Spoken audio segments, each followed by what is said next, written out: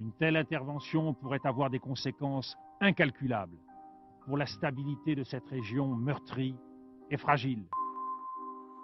Zul kabul ettiğim için karikatüre bakmadım. Vamos a construir todas juntas. Sí, se puede, compañeras. Monsieur le député, vous n'allez pas nous faire croire que vous vivez dans un igloo. Aquí en Chile, hermano. Aquí en Chile. Si no tienes plata, no hay salud.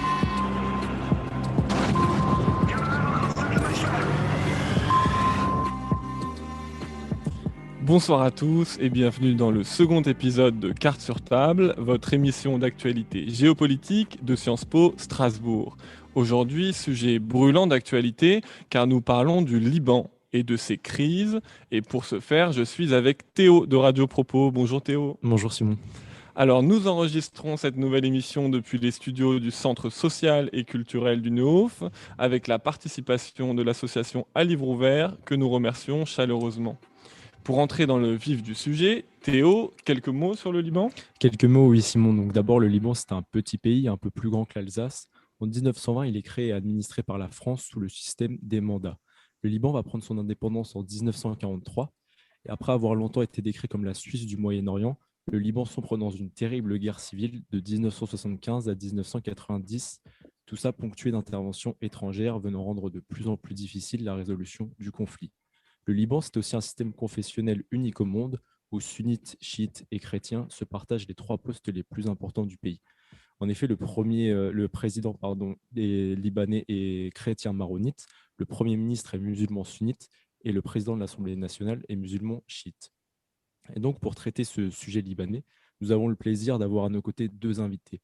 Karim Emile Bitar d'abord. Alors, Karim Emile Bitar, vous êtes professeur de relations internationales, directeur de l'Institut d'études politiques de l'Université Saint-Joseph à Beyrouth, aussi directeur de recherche à l'IRIS et en charge de la direction de la rédaction de la revue des alumni de l'ENA qui s'appelle l'ENA hors des murs. Bonjour Karim Emile Bitar. Bonjour, ravi d'être avec vous. Avec grand plaisir. Alors à vos côtés, Karim Emile Bitar, nous avons aussi la joie de recevoir Amin Malouf. Bonjour Amin Malouf. Bonjour. Alors, Amin Malouf, vous avez été journaliste avant de vous consacrer à l'écriture de romans, d'ouvrages historiques et d'essais pour lesquels vous avez été récompensé plusieurs fois, notamment par le prix Goncourt en 1993. On comprend l'immense succès de votre œuvre quand on apprend au dos de vos ouvrages que vos livres sont traduits dans plus d'une cinquantaine de langues. Enfin, vous êtes, et il faut le souligner, le tout premier Libanais académicien depuis 2011. Chers invités, nous allons parler des crises du Liban. Crise, c'est peut-être le mot qui définit le mieux la situation au Liban où les grands problèmes s'accumulent. Serait-il inextricable ? Pour y voir plus clair, nous vous proposons de démêler la complexité des crises libanaises qui se complètent et s'alimentent. Quelle crise ? Tout d'abord, une crise politique majeure se dessine. Depuis l'explosion du port de Beyrouth en août dernier, Saad Hariri, Premier ministre désigné depuis octobre, peine à former un gouvernement dans le tant critiqué système confessionnel libanais. Hassan Diab, l'ancien Premier ministre toujours en poste, en attendant la formation d'un gouvernement, a menacé de cesser d'exercer ses fonctions. Karim Emile Bitar, qu'est-ce qui explique cette situation ? Alors, vous avez tout à fait raison de parler de crise au pluriel, car nous vivons une multiplicité de crises, une crise politique, institutionnelle, une crise de régime, une crise économique et financière avec une mafia politico-financière qui a mis à sac l'économie du pays, une crise environnementale depuis quelques années. Ça avait commencé, les grandes manifestations populaires avaient commencé avec la crise des déchets en 2015. Mais ce qui me préoccupe le plus, c'est ce à quoi Amin Malouf avait brillamment touché dans son essai « Les identités meurtrières », c'est cette crise liée aux identitarismes qui reviennent en force au Liban, c'est-à-dire ce communautarisme exacerbé. Le problème principal, c'est qu'un siècle après la naissance de l'État du Grand Liban en 1920, nous n'avons pas encore réussi à faire émerger un État qui soit suffisamment solide, qui soit au-dessus de tous les intérêts privés et catégoriels, et nous n'avons pas encore réussi à faire émerger cette notion de citoyenneté qui soit un rempart contre tous ces identitarismes. Donc les crises, elles sont bien évidemment plurielles. Aujourd'hui, c'est l'impasse pour ce qui est de la formation d'un gouvernement, alors qu'il y a une urgence absolue pour entamer les négociations avec les donateurs, avec le Fonds monétaire international, pour entamer ce grand chantier de reconstruction économique et politique, pour sortir de l'impasse institutionnelle. Mais à terme, il faudra traiter ces deux grands enjeux, comment faire émerger un État libanais digne de ce nom, un État qui ne permette plus à des milices d'essaimer et un État qui ne permette plus à des intérêts privés, à des banques, à des mafias, à des contrebandiers, d'imposer leurs intérêts privés et catégoriels face à l'intérêt général. Vous parliez de milice, pardon. Alors en effet, la vie politique libanaise est toujours marquée par une forte violence. En témoigne l'assassinat de Lokman Slim le 4 février dernier. Il était éditeur et intellectuel opposé au Hezbollah. Alors je me tourne vers vous, Amin Malouf. La guerre civile est terminée depuis 30 ans maintenant. Pour autant, est-ce qu'on peut dire que la société libanaise s'est pacifiée ? Non, malheureusement. Il y a des moments qui sont plus calmes que d'autres. Mais je dirais que le problème du Liban, c'est, et là Karim a raison, que le projet national, qui était un projet original, qui méritait de réussir, finalement aujourd'hui, on peut dire qu'il n'a pas réussi. J'espère qu'il y aura des changements. J'espère qu'on trouvera des solutions pour sortir de l'impasse. Mais à l'origine, c'était un projet intéressant. Nous sommes dans une région où il y a toutes sortes de communautés religieuses et ethniques différentes. Dans aucun pays, en réalité, ces communautés ne sont traitées d'une manière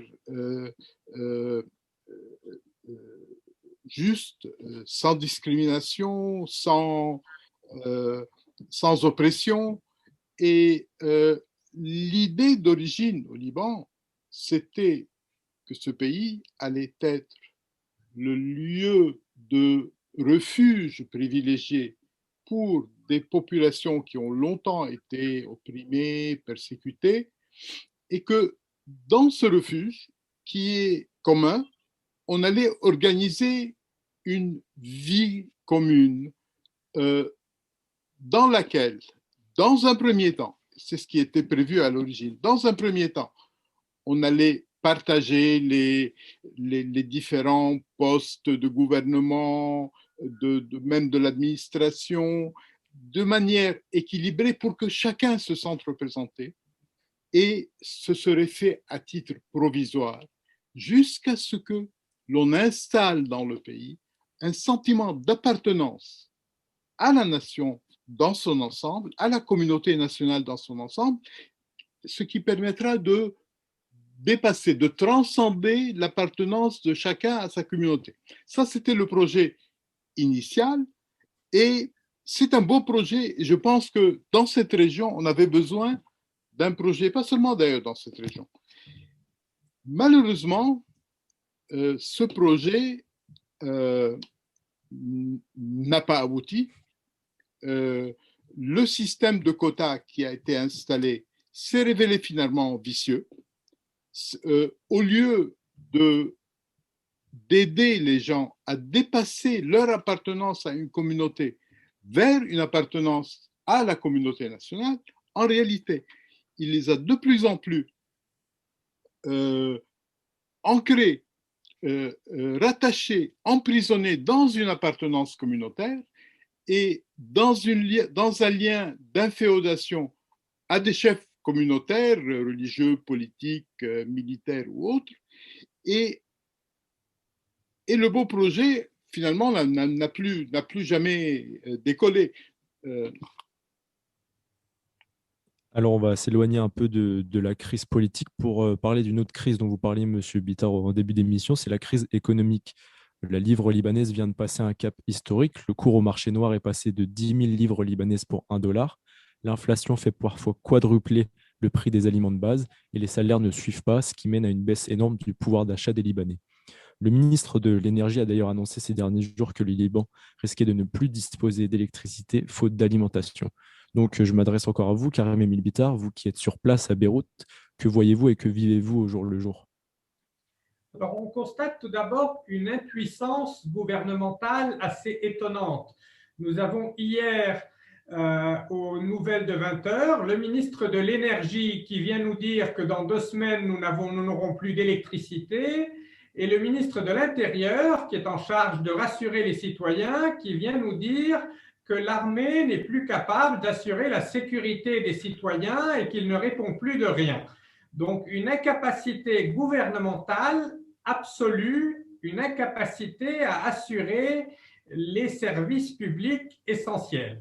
Quant à cette crise économique, les responsabilités sont bien évidemment partagées, mais on peut quand même noter qu'il y a eu un plan de sauvetage économique qui a été préparé par le gouvernement Hassan Diab et qui reposait sur ce qu'on appelle un haircut, c'est-à-dire de faire assumer à ceux qui avaient profité des taux d'intérêt faramineux pendant ces 30 dernières années une part de ce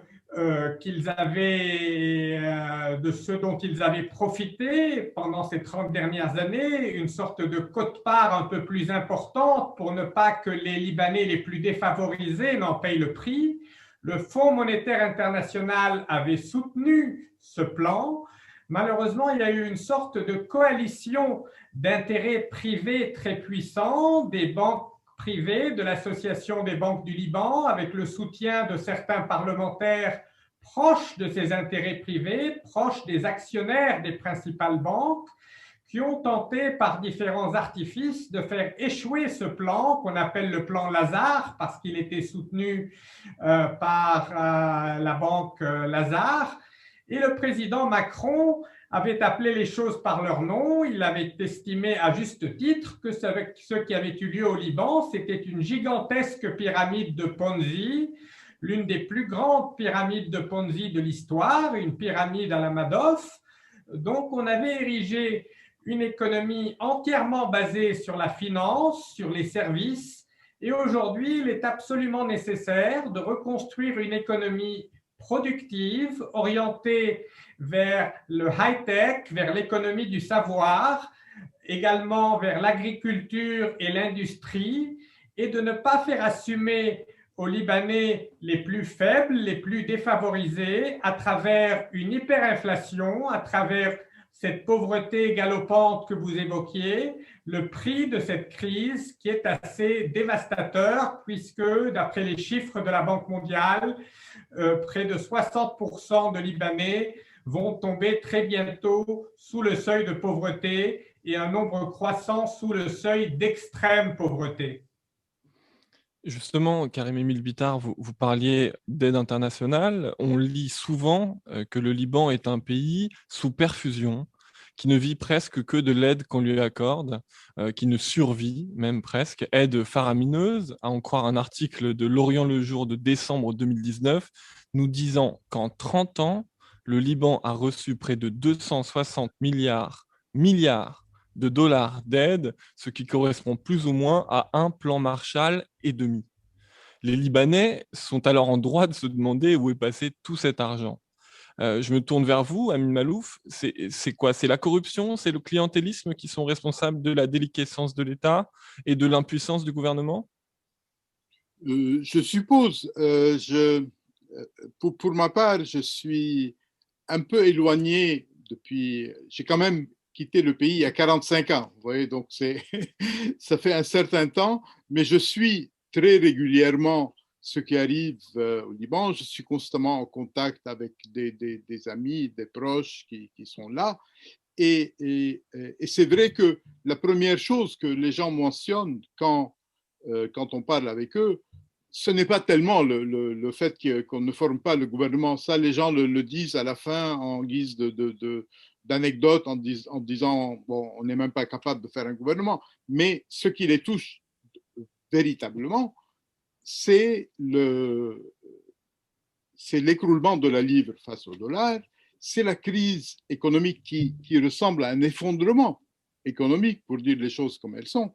Les gens se sentent profondément menacés pour acheter des médicaments. Ils deviennent inabordables, les médicaments.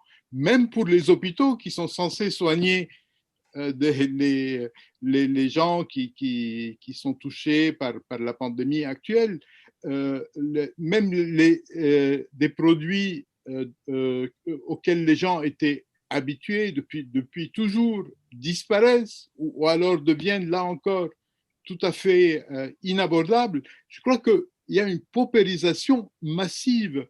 On ne peut pas parler ici de crise comme on parlerait de crise dans tel ou tel autre pays. Là, on est dans une autre catégorie.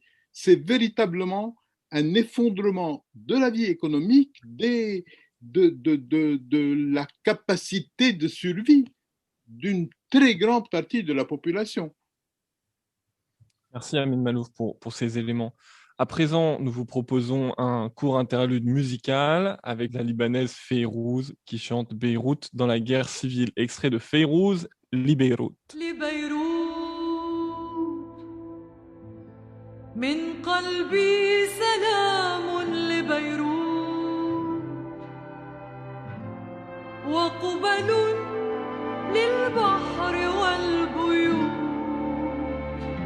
لصخرة كأنها وجه بحار قديم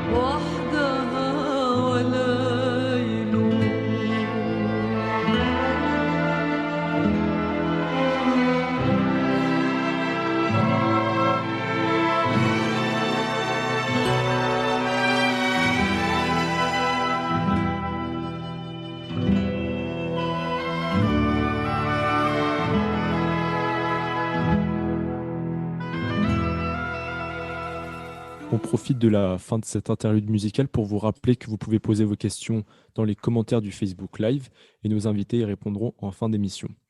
Donc on vient d'écouter une chanson de Feyrouz qui parle de Beyrouth pendant la guerre civile. Aujourd'hui, même si la guerre civile est derrière le Liban, la situation humanitaire est très inquiétante. La moitié des Libanais sont sous le seuil de pauvreté et bientôt 60%, comme vous le disiez tout à l'heure, M. Bittard, contre 28% en 2018. À cela s'ajoute une crise sanitaire actuelle qui touche fortement le Liban. Le taux d'occupation des lits en réanimation frôle les 100% dans ce pays, qui ne dispose d'ailleurs pas de services de santé d'urgence. Bientôt, les médecins devront choisir leur patient. Le Liban en est à son 3e confinement, qui est un des plus stricts au monde. Donc, Amin Malouf, sans pour autant évidemment comparer la pandémie actuelle à la terrible guerre civile, est-ce que la dernière fois que le Liban était dans une situation aussi grave, c'était justement pendant cette guerre civile ? La guerre civile, c'est certainement un épisode tragique, mais je pense qu'elle est aussi le symptôme de quelque chose d'autre. Karim a parlé tout à l'heure de l'incapacité à former un État digne de ce nom. Je pense que c'est la question fondamentale. Pour pouvoir forger véritablement une nation au Liban, pour transformer les allégeances communautaires en allégeances à une communauté nationale, il aurait fallu un État volontariste, conscient de l'enjeu et qui permette véritablement de prendre toutes les décisions qu'il faut pour cette longue traversée délicate et essentielle. Or, on n'a jamais pu. Il y a eu quelques tentatives. À certains moments dans l'histoire du pays, il y a eu des tentatives de bâtir un État digne de ce nom, mais ces tentatives ont échoué et il y a eu un écroulement et de la situation sécuritaire et des rapports entre les citoyens et la classe politique. Il y a la corruption qui a pris le pas, mais pour l'essentiel, le vrai problème, c'est l'incapacité de bâtir un appareil d'État capable d'assurer les services de base, l'électricité, la circulation, tout ce que fait un État moderne aujourd'hui. On a échoué dans cette tâche et c'est cet échec qui explique, à mes yeux, tout le reste. Et justement, un État fort, c'est aussi un État souverain. Et aux grandes dames des Libanais, le Liban est toujours le lieu de l'influence des puissances étrangères. D'un côté, la société libanaise est très fortement marquée par une organisation confessionnelle, vous le rappeliez, et lorsqu'une des communautés confessionnelles donc a besoin d'aide, elle a tendance à la chercher plutôt à l'étranger. À l'inverse, d'autres États utilisent ces communautés pour accroître leur influence dans le pays. Karim Emile Bitar, est-ce que vous pouvez nous dresser un bref état des lieux des relations du Liban avec ses voisins proches ou moins proches et nous expliquer aussi quelle place, au regard des dernières visites d'Emmanuel Macron à Beyrouth, quelle place pour la France dans cette mosaïque-là?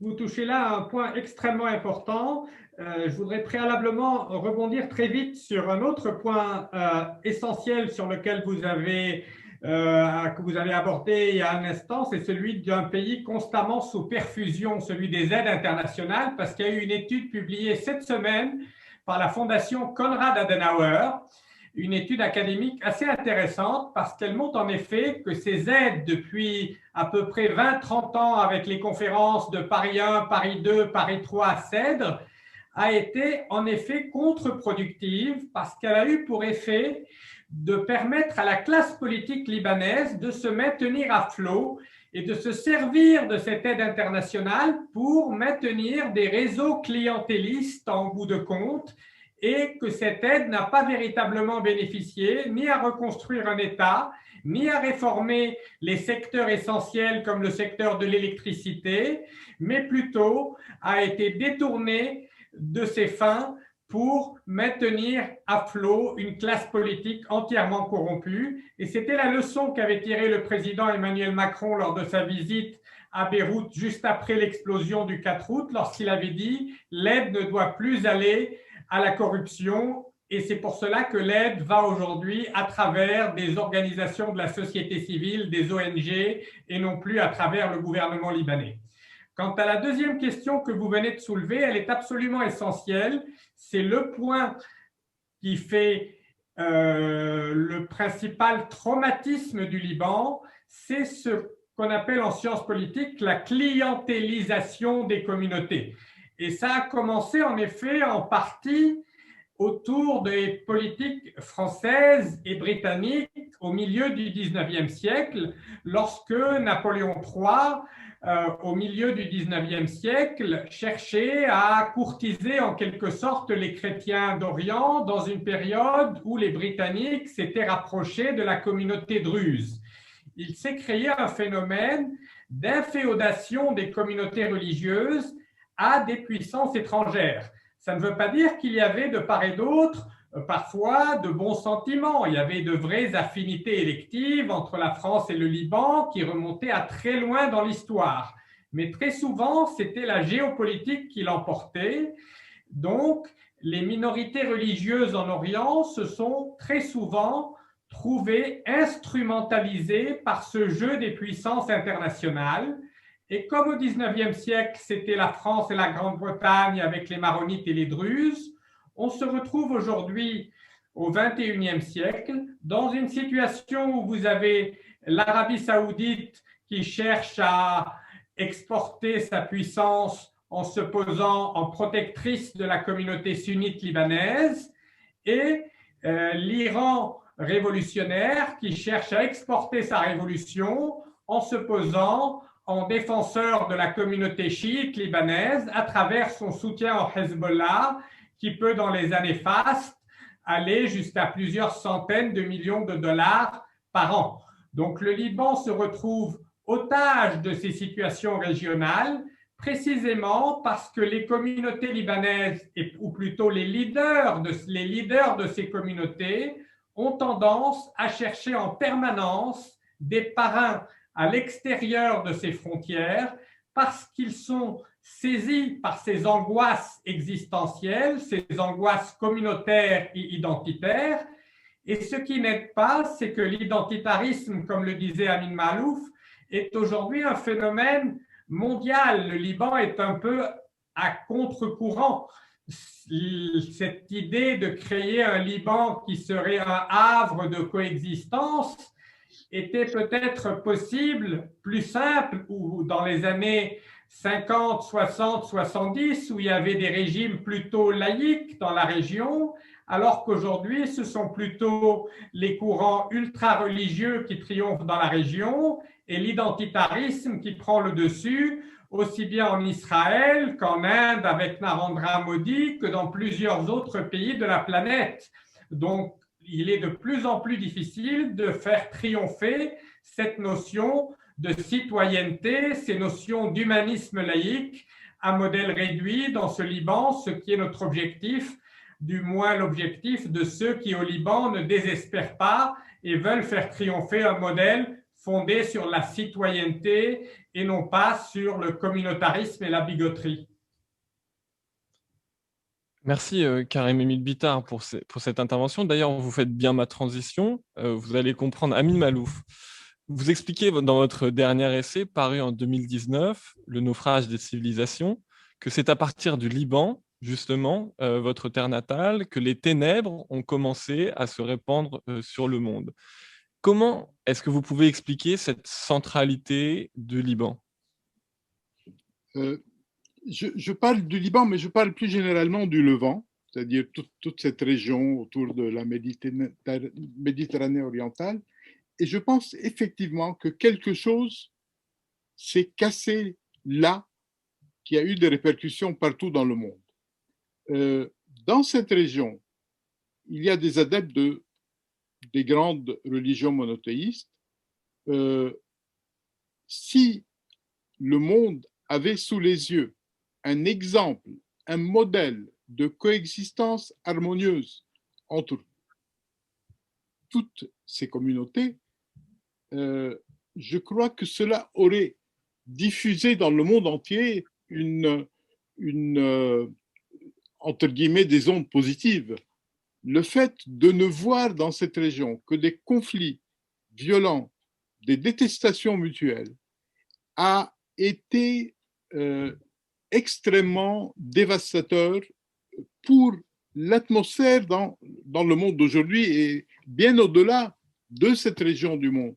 Je crois que cette région aurait pu être l'exemple de la coexistence, l'exemple de la modernisation sociale, l'exemple du dépassement de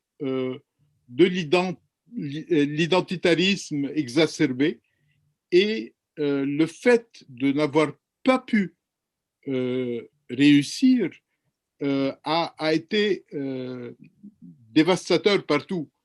Ce qui vient d'être dit à propos du clientélisme est un élément et il m'arrive parfois de faire une comparaison. On a souvent dit que le Liban était la Suisse du Proche-Orient et comme vous le savez, la Suisse est un pays où il y a des communautés de langue allemande, des communautés de langue française et italienne.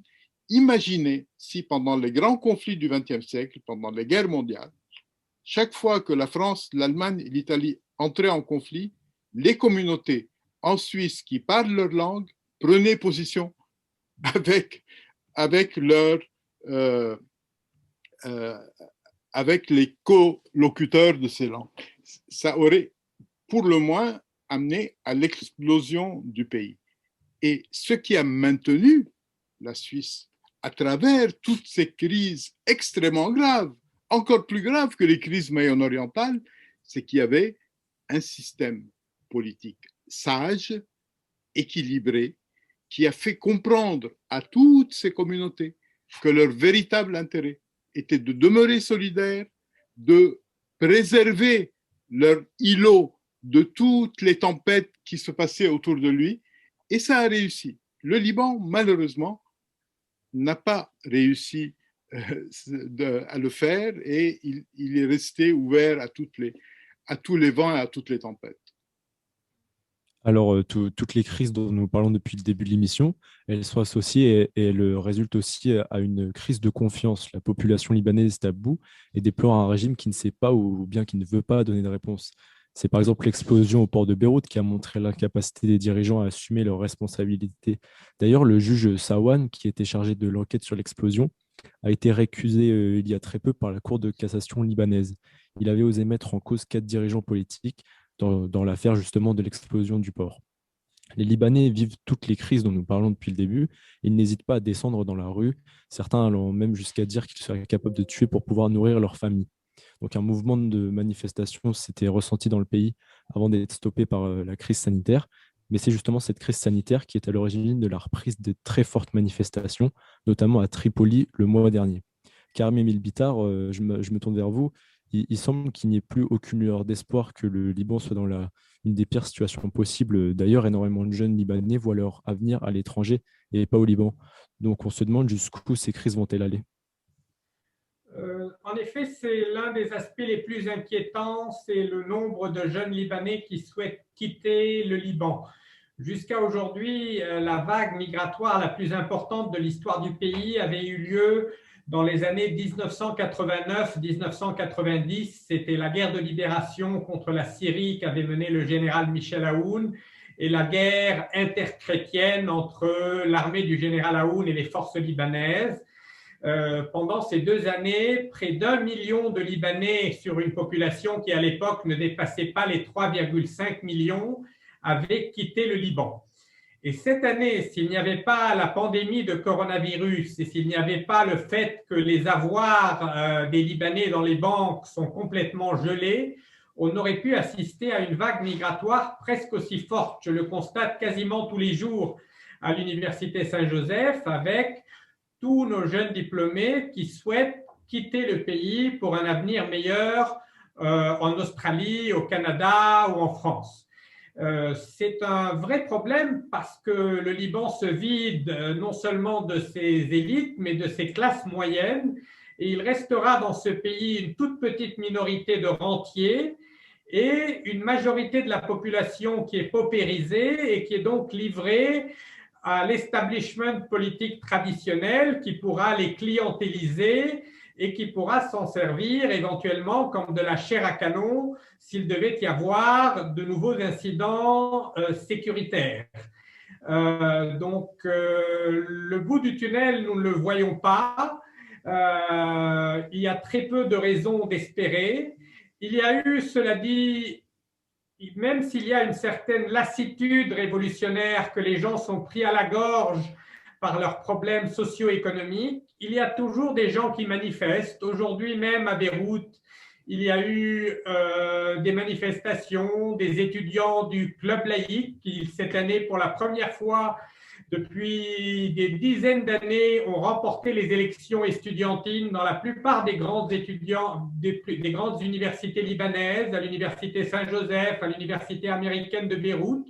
Ce sont des étudiants laïques, plutôt libéraux, plutôt progressistes, qui l'ont emporté sur tous les partis communautaires qui forment l'establishment politique libanais et qui sont au pouvoir. Donc, ces étudiants ont investi aujourd'hui le centre-ville de Beyrouth, ont manifesté, réclamant un gouvernement indépendant des forces politiques au pouvoir, un gouvernement qui serait doté de prérogatives législatives exceptionnelles pour une période de 18 mois. Ça reste très difficile parce que le Parlement se montrera très réticent à accorder cela, mais les Libanais ne sont pas encore totalement résignés. Donc, il y a encore une possibilité de voir advenir ce changement, mais il faudra que la France y mette du sien, que les amis du Liban à l'international continuent à mettre une forte pression sur cette classe politique qui est complètement autiste. Autrement, il y a un vrai risque d'enlisement, de pourrissement de la situation et même de descente aux enfers sécuritaires, car la seule chose qui maintenait, la seule institution qui maintenait le Liban à flot, c'est l'institution militaire. Et si elle devait se scinder ou s'effriter comme en 1975, ce serait le retour de la loi du plus fort, le retour des chefs de guerre, des chefs de milice, et cela signifierait véritablement de nouveau un cycle destructeur dont le Liban ne sortirait pas indemne. Merci pour cette réponse, Karim-Émile Bittard. Alors, on passe aux questions du public. Première question qui parle justement de ce mouvement populaire que vous évoquiez, donc le mouvement qu'on appelle le Hirak, qui veut dire littéralement mouvement contestataire. Alors, la question, est-ce que ce mouvement n'est pas le symbole justement de la construction de la nation libanaise? N'est-ce pas là un signe que les Libanais de toute confession, 15 ans après la révolution du Cèdre, où sunnites et chrétiens s'étaient mobilisés ensemble dans la rue à la suite de l'assassinat de l'ancien Premier ministre Rafik Hariri, n'est-ce pas là un signe que les Libanais construisent leur nation? Alors, qui veut répondre peut répondre. Je crois que Karim peut mieux répondre parce que moi je suis loin depuis longtemps, donc lui doit connaître de plus près l'atmosphère de la révolution qui se déroule actuellement. Je pense en effet que le mouvement protestataire et révolutionnaire du 17 octobre 2019 était porteur d'espoir. Beaucoup y ont vu l'embryon d'un mouvement qui pourrait faire émerger une nation libanaise après un siècle de fragmentation. Malheureusement, comme toutes les révolutions, elle a très vite été confisquée, kidnappée, détournée de ses objectifs initiaux. La classe politique libanaise est très résiliente. Le mot de résilience a été utilisé un peu à tort et à travers. On a souvent qualifié le peuple libanais de résilient, ce qui est en partie vrai. On a résisté à beaucoup, on s'est montré assez solide, assez résilient. Mais eux aussi sont résilients.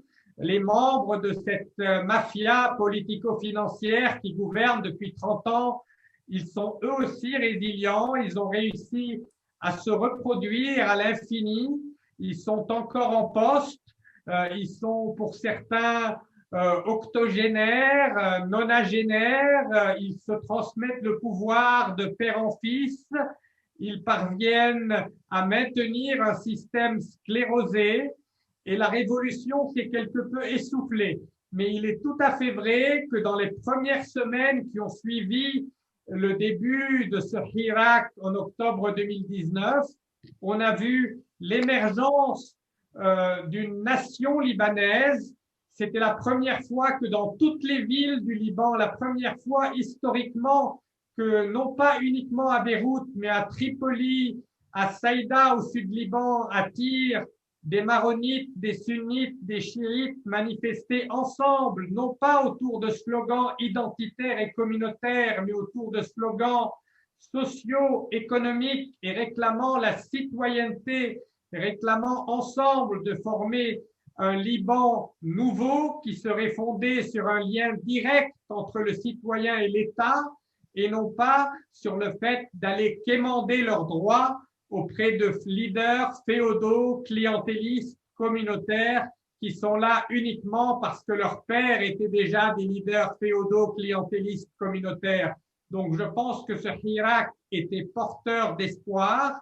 On espère qu'il va se poursuivre, mais il y a de forts risques que nous assistions à une contre-révolution. Elle est déjà en cours et il y a de forts risques que ces guerres par procuration qui se mènent à l'échelle régionale avec des interférences permanentes iraniennes, saoudiennes, américaines et autres ne finissent par étouffer ce mouvement car en plus la crise sociale et économique laisse peu de marge de manœuvre à ces Libanais qui aujourd'hui ont beaucoup de mal à joindre les deux bouts, doivent faire survivre leurs enfants, ont du mal à trouver du lait en poudre pour leurs enfants, ont du mal à trouver des médicaments.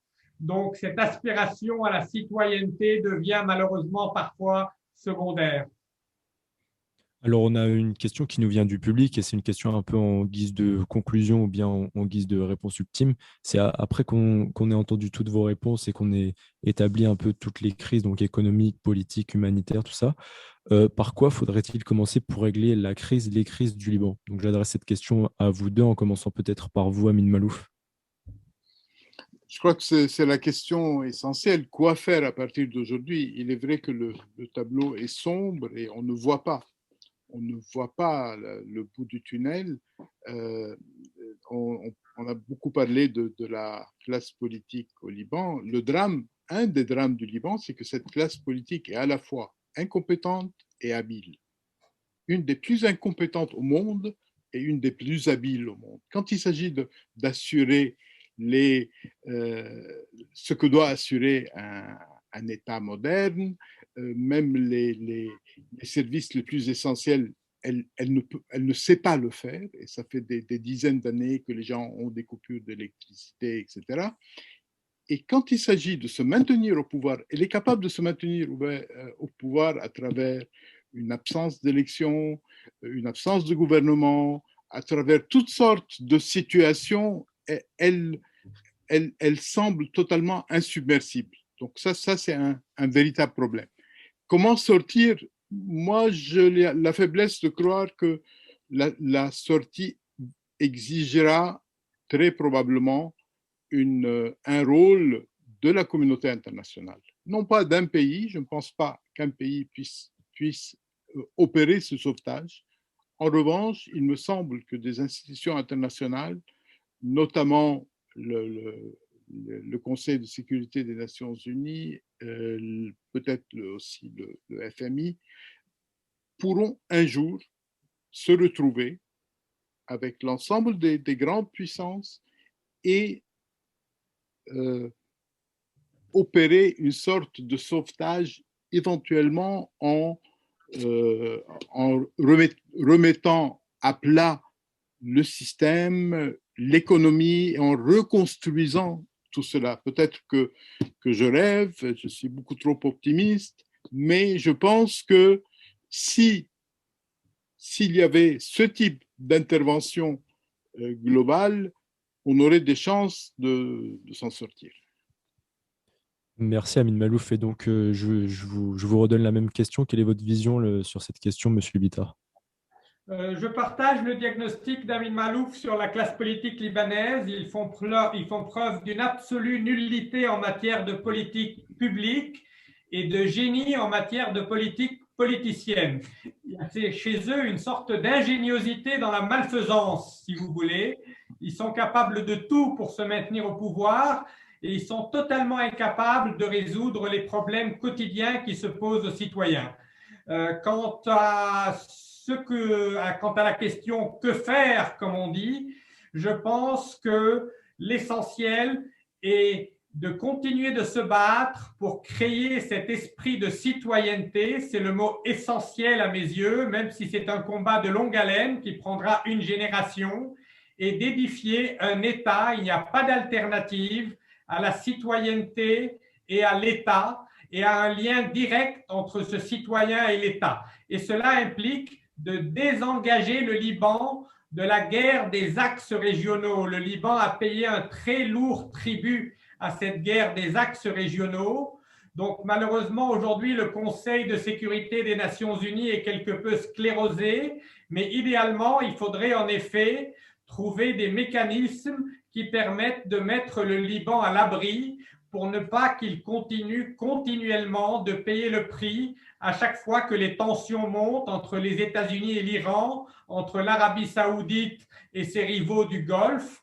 Et parallèlement, pour que le Liban soit à l'abri, il faut créer chez les Libanais un sens beaucoup plus aigu du civisme et un sens de l'État. Et il faut également faire notre propre autocritique, parce que nous avons au Liban des individualités remarquables, des talents comme Amin Maalouf en littérature, des talents dans la haute couture, dans l'entrepreneuriat, dans l'industrie, dans tous les secteurs, mais nous sommes parfois incapables de la jouer collectif. C'est comme une équipe de football qui aurait Neymar, Ronaldo, Messi, mais qui n'aurait pas de coach, qui n'aurait pas d'arbitre. L'arbitre, c'est un État impartial. Et nous devons apprendre à jouer collectif et à mettre en commun toutes ces individualités pour que nous puissions enfin faire une nation et non plus uniquement une mosaïque de communautés. C'était la dernière question et la dernière réponse. Un grand merci à vous, chers invités, Karim Emile Bitar et Amin Maalouf. Alors, chers auditeurs, n'hésitez pas à approfondir en lisant ou en écoutant Karim Emile Bitar ou en vous plongeant dans les ouvrages d'Amin Maalouf où le Liban et le Levant tiennent souvent une place centrale. Merci encore aussi aux équipes du Centre social et culturel du Nehof, à Aline Martin, à Livre Ouvert. Merci Théo de Radio Propos. Merci Simon de Sciences Po Forum, merci Koutir, merci Djamila, merci Samira, John et Lisa à la technique. Sachez que vous pourrez retrouver cette émission en podcast sur Spotify. On se quitte en musique avec Kalam du groupe béroutin Mashrou Leila. Et on vous dit à la prochaine pour un nouvel épisode de Cartes sur table. إذا لمستك بحلوة رأسك قرب علي شوي في جحيم تحت جلدي وانتي ايدك باردين وجه لينين ملتحين بوراق التين ومقماحين وحواجبهم مرفوعين كتبوا حدود البلد جسدي وجسدك وجلد بكشد الكلام كلمتي عكلمتك جسدي عجسدك والجلد بيحرك الكلام حاسسني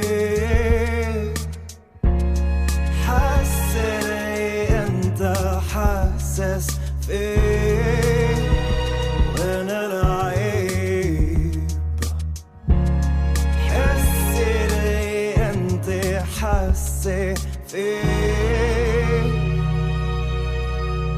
وبدوق الويسكي والأغلط عشفافك ما بتتعطل لغة الكلام الحروف بتلفنا لما وشوش كل اسرار بتمنع وانت بترجع ليكون ايدك وانا للفراغ كتبوا حدود البلد جسدي وجلد بكشد الكلام كلمتي عكلمتك جسدي وجلد بيحرك الكلام حاسسني حاسني انت حاسس فيه وين العالم